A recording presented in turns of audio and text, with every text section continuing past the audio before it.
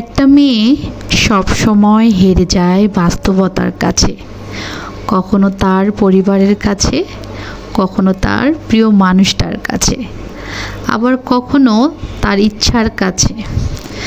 একটা মেয়ে চাইলেও তার ইচ্ছা মতে চলতে পারে না, তার ছোট ছোট ইচ্ছাগুলো, স্বপ্নগুলো পূর্ণ করতেও পারে না।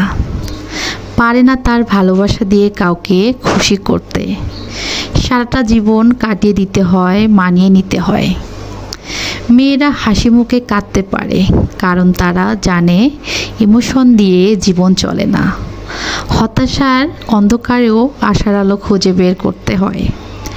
একটা মেয়ে সমাজের কাছে ততক্ষণ ভালো থাকে যতক্ষণ সে চুপ করে মুখ বুজে সব সহ্য করে।